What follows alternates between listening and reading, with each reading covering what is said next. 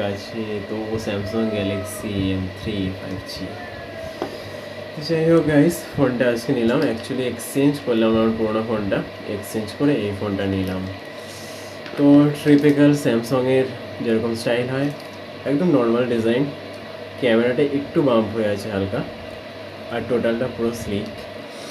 এটা অ্যাকচুয়ালি কালারটা খুব ভালো, সিলভার কালার, মানে প্রিজম সিলভার।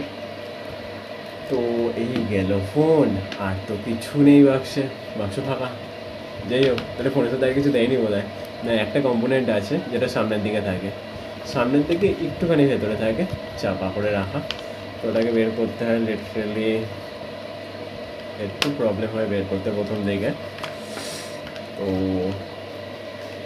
ওটা সিম্পল বুকলেটস আছে, সিম এজেক্টর পিন আছে, আর কি আছে, আর ডেটা কেবিল আছে, type C to type C,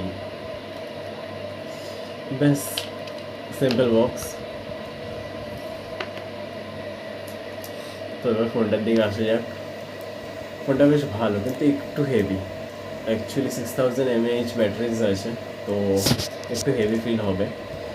বাকি ফোনটার ডিসপ্লে খুব ভালো, AMOLED ডিসপ্লে আছে, 120 Hz রিফ্রেশ রেট আছে,